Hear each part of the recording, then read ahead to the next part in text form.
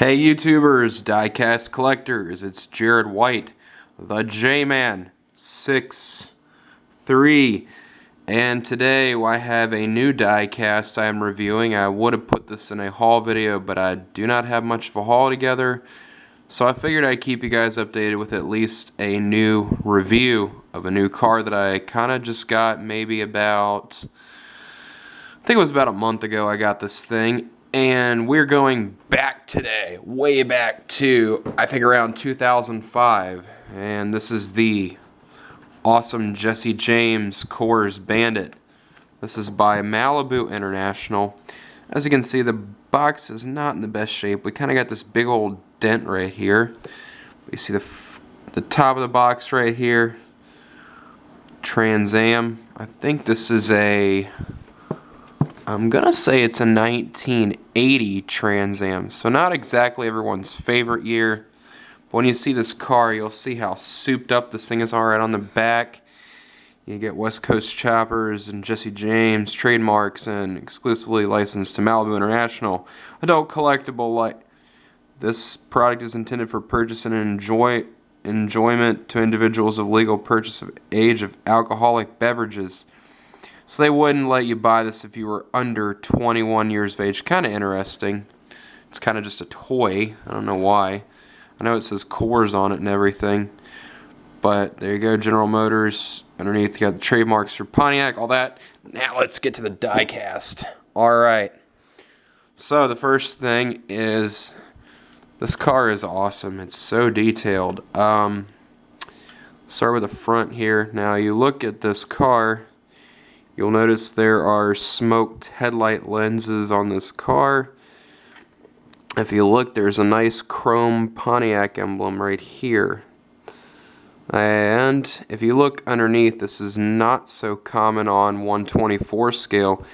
If you look in here, you'll see real mesh grills, which that's pretty cool. You don't normally see that on a diecast, so it's really nice that Malibu went to the extra mile to detail these things up. I will say the real rides that they did, like the Tommy Boy car, were not so nice. This one kind of stands alone. And my cats are fighting again. Now, the front end of this thing is very nice. Now, the side here, you see some really nice West Coast Choppers rims, if I can get that. It's hard to get a black rim on camera. Now, this one is the gold edition. I definitely wanted the black one, but this was at Denby Hobby Center. This was only like $21, so I really can't complain. That wasn't too bad of a price for this thing. So, anyway, the red one I thought was hideous. I didn't like the red that it was in. It was really like a fire engine red, weird looking kind of red color. I normally like red, but I did not like the red color that the Coors Bandit came out in. I hated that. Oh, I thought it was awful. Anyway, you got side marker lights right here. There's two of them. And then you got there is a mesh grill right up in there. So, like I said, they were really going to the extra mile to detail this thing out. On the side here, unfortunately, there are some issues with a little bit of orange peel. I don't know if, yeah, you can kind of see that. You can definitely see it here. Now, there are definitely some issues with orange peel of the coating, the clear coating. But to me, that's not an issue. I mean, this thing's kind of old, so I guess you kind of expected it. Might be a paint imperfection. I don't exactly know. But I'm a little afraid to mess with it. Anyway. I did take the stickers off. The T-tops are removable, but I cannot, for the life of me, figure out how you get these T-tops off of here. But I'm not going to mess with it too much, because I'm nervous it might weaken over time. But yeah, the T-tops on this are removable, but nevertheless, you're still going to be able to see the interior. But, and around the back here, nice marker light. There are small pegs in it, but it's not too bad. Got Coors. The only thing that they excluded from this car, I think you had some bitch on the license plate, like some bitch from the Smokey and the Bandit. It was kind of a reference to that movie. but they didn't put it on the toy. I don't know why. If it's for sale under 21, I don't know why they couldn't have just put it on there if they're doing that whole thing. But anyway, you got that, and you got West Coast choppers here on the rear plate and on the side here. I don't think I really need to show this other side, but again, there's another little orange peel issue with the clear. I think it's just a clear coat, but like I said, I'm not going to mess with it. The clear coat's still pretty nice on it, nevertheless. Very, very nice. You can see Coors right here on the side. So definitely had the Coors sponsorship all over this thing. And I know you guys noticed it, but look at that. That big, badass supercharger just peeking out over the hood. Wonder what's in there. There's an oil line for the supercharger. Alright, well, let's find out. Alright, hold on. This hood won't stay open, so what I gotta do, if I want to show underneath the hood, grab my handy dandy ghetto hood prop. Toothpick. Come on, wedge it. There we go. Anyway, that motor.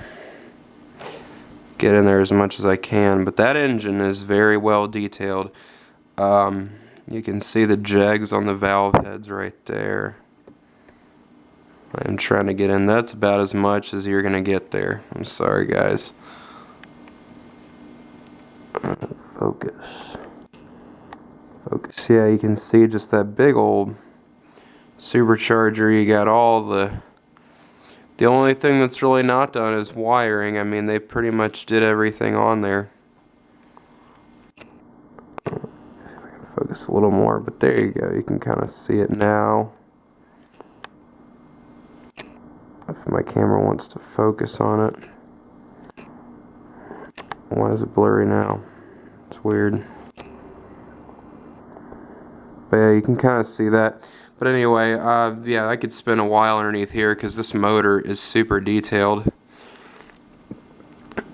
But they did a good job on it. I gotta say, I gotta give them props. You can't really see that toothpick too bad, so that's kind of what I've been using as a hood prop to hold the hood up in my display, because those hood hinges are kind of old and they're not gonna exactly hold that hood the best. So, but yeah, that motor's very well detailed. And I guess I can leave it up for the rest of the review because it's not really going to go up too much more. Alright, so inside, I don't want to spend too long on this review. I'm already at 7 minutes. Now the doors do go out, but they also go upward like they're scissor doors. But if you think they look stupid, which a lot of people might, I don't mind it. You don't really see the hinges too bad in there, and that's what the hinge looks like on this car. But you aren't going to see the hinge too bad, so you don't really have to worry. Now, one thing to be mindful of is these side view mirrors. I had to re-glue one on after I knocked it off. So that's one thing to be careful of. Now, the interior is pretty nice. I gotta say, they really went to the full extent. Now, the steering wheel does work with the wheels. The best part is they aren't really tied in to where they'll return to the center. If you want to pose this thing at an angle, which I know a lot of people like to do with their diecast, you can sort of just set the wheels to any angle you want to, and they'll kind of just stay there, which is pretty nice. Anyway, inside you got the pedals. I pretty much think everything's there. If I can zoom in here. To a certain extent it gets a little blurry, but you can see the gauges and everything. Pretty nicely done. You got the CB radio right there, and then you got the seat belts. You can also see, if you look, there's a big old giant audio system back there. You can see the speakers. Zoom in here. Pretty nice. Big old roll cage. I've seen this car in a video before on YouTube with Jesse James on it. It was pretty cool. Oh, and I just made the door go down. Or was it down already? I think I put it down so it wouldn't get shown here. Alright. Door panels are pretty nice. The They're kind of plain, but I guess it was a race car, so I guess that's how it was designed. Alright, I'm going to close that door. And I will get on to the other side here. But you can see more of that side. And I don't know if you're able to see the audio system.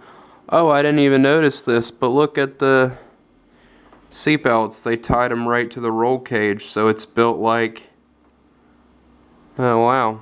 So they tied the seatbelts into the roll cage. I never noticed that. I was like wondering, why is that there? So that's how race cars actually do their seatbelts. So that is another cool feature of this car.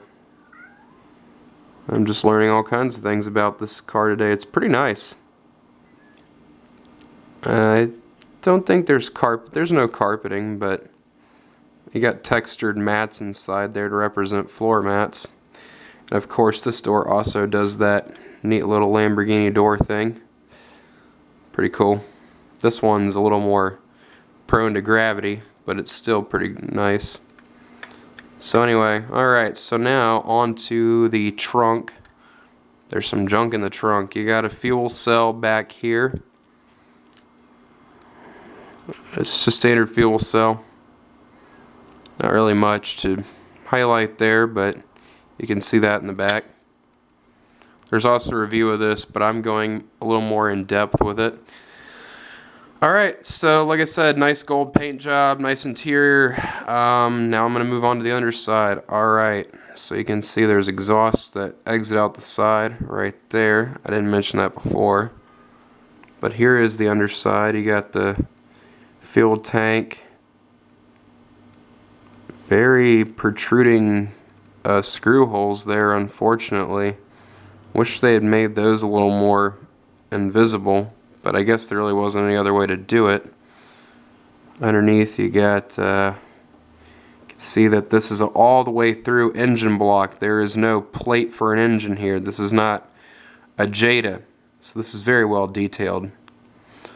And you got a little technical, or little copyright jargon down here. And then you got the chrome oil pan and the gold chrome oil pan and the transmission pan. You can see the exhaust headers underneath here. But the underside is pretty good for a 124. Alright, so that is the 124 scale Jesse James Coors Bandit. Now the secondary market is pretty good on these things. If you go to eBay, you can usually find them for around, I'm gonna say $25 to $30, which really isn't too bad for a car that has this much detail. It's a pretty well detailed car. Like I said, I really like it. I'm looking at the stance of this thing. I thought it was sitting low in the back on my display shelf. I guess not. Now I look at it from this angle. I guess it's sitting a little high in the front. I don't know why it is, but it's a very nice car. If you do get one, try and get one where the box is a little bit better shape. Right now I'm sort of just displaying this thing out of the box on my shelf. I did find a spot for this. I can't believe I did, but this one, like I said, I give this car a full 10 out of 10. My thoughts, if you like Jesse James like I do, you should definitely pick one of these up. It really is a nice car. And I just want to go back to that motor. That thing is detailed, isn't it? Alright, so I'm going to close the hood now. But yeah, very, very nice car. And I didn't mention this graphic is awesome too. I love that graphic on there. Very, very cool. So, pretty awesome car, all in all. I love it. A lot of good features on this thing. Everything opens. Like I said, it is nice. Alright guys, that's it. I know I've yammered on long enough. I'm Jared White. For diecast, it has to be the J-Man 63. Make sure you leave a comment. Make sure you subscribe. Make sure you rate and hit that notification button. Definitely check it out. I got more reviews on the way. Anyway, guys, have a good one. Bye.